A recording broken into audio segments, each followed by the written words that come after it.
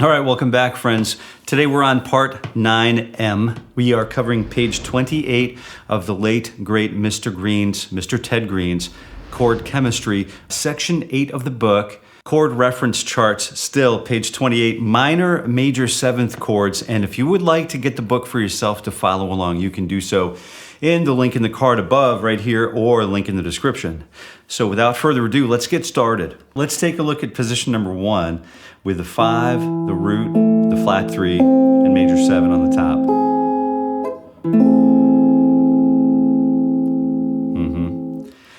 E minor major 7 on position number 2, which is root, 5, major 7, and flat 3.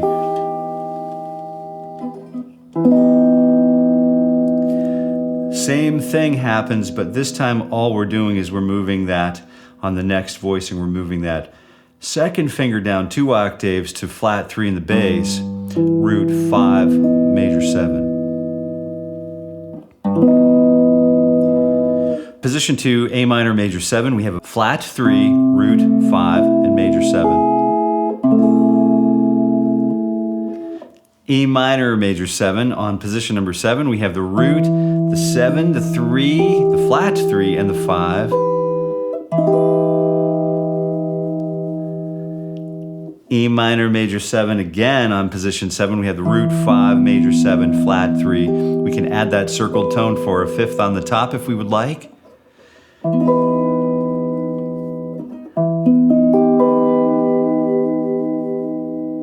A minor, major 7, on position 5, we have the root, the 5, the flat 3, and then the major 7.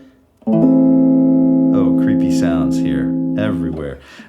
All right, E minor, major 7 on fret number 7, root, 5, flat 3, major 7. Just going page by page, word by word, chord by chord through this entire book.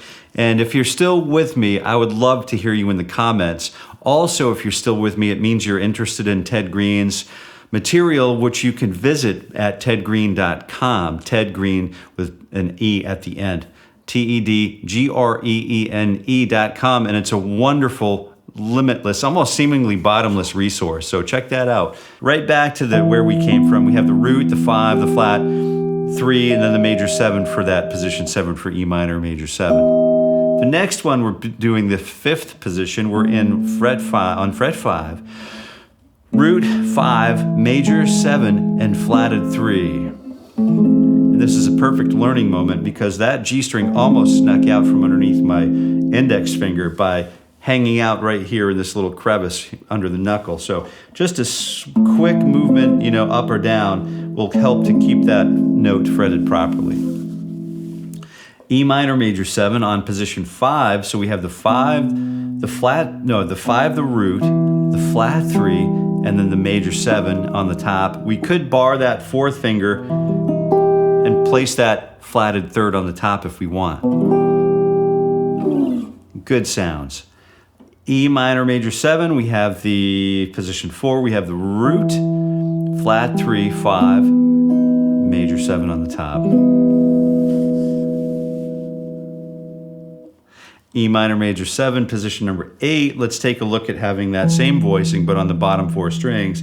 Root, flat, 3, 5, major 7. Same voicing as but the G, because we are on the G string, we tuned differently than that B string voicing here. Minor, major 7, sorry, here we go. And then we've just got to finger it a little differently, but it's the same voicing essentially with a darker timbre. A minor, major 7, we have the 1, the flat 3, 5, and major 7 on position number 4. Good work. A minor, major 7 on position number 4. Again, we have the root, flat 3, 5, which we can use root, flat 3. I'm using 4 fingers, 4, 2, 3, and 1 for this particular voicing. If you wanted to discuss position number 4, this particular chord with, using those alternate circle tones, let me know, please. Love to hear from you in the comments if you're still with us in this process, where we read the book page by page, word by word, chord by chord, just for the sake of having a reference point for for ourselves. So let's take a look at A minor major 7. Position 5, A minor major 7, we have the 5, the root, flat 3, major 7. A minor major 7 again. In position 5, we have the root, major 7, flat 3, 5. So it's a really nice major 7 voicing in the major 7 interval in the bottom of the chord. Position number 3, this is a really cool voicing. We have the root, the flat 3, the major 7, the flat 3, the major 7, and the flat 3 on the top, and the 5 on the top. So a dense little cluster on the bottom with a nice melodic tone on the top.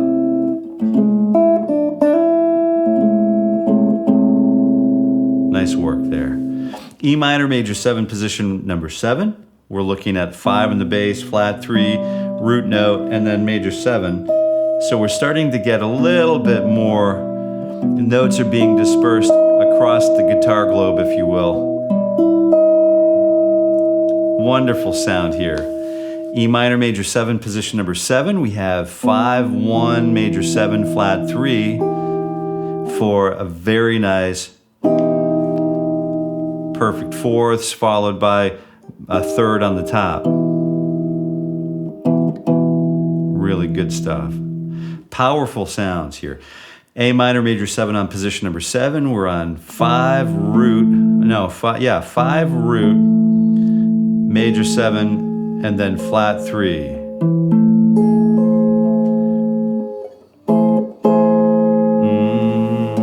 There's the root note there.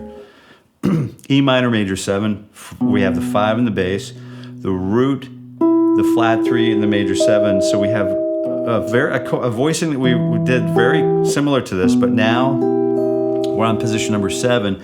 We have that 5, the root, the flat 3, major 7 for this really nice sort of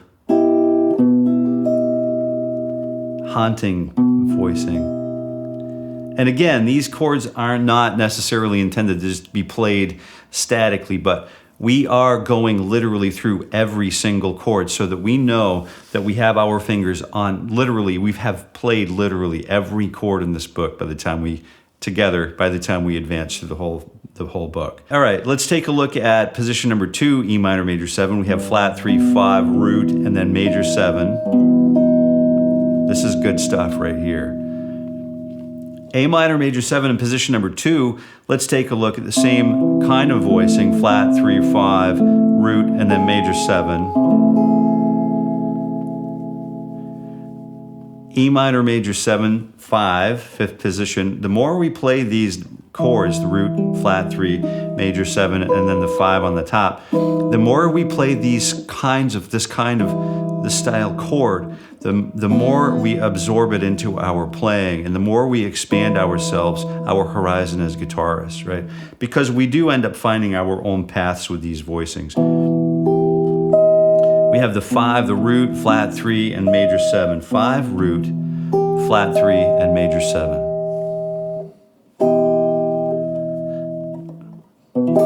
There we go. Let me get that dialed in.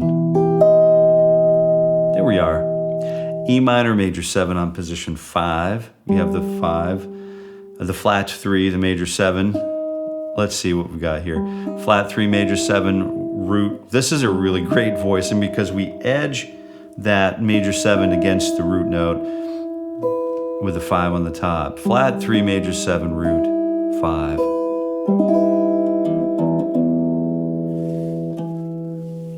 Really great sound. I think that's my favorite.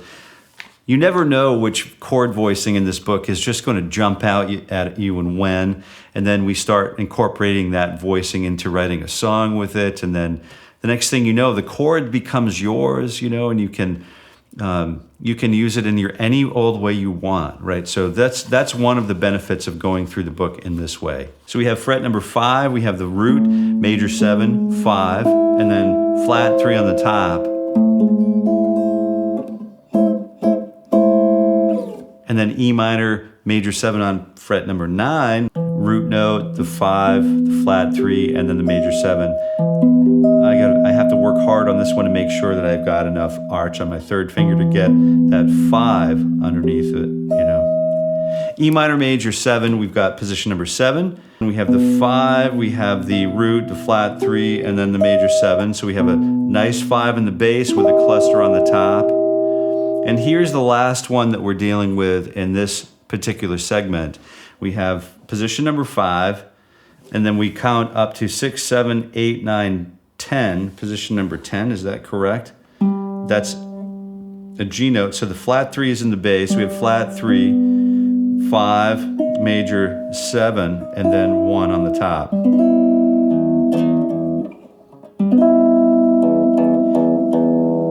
And that's that, friends. I hope you enjoyed the basking in the sweet, creepy glow of minor major 7 chords with me. Have a wonderful guitar journey for the remainder of your day. And you can follow along with us throughout 2025 at 7:30 a.m. Eastern Standard Time every weekday morning for the morning ritual for guitar growth. And I hope to see you there. If you're coming from this series, please let us know. Say hello. And until we meet again, I wish you happy picking.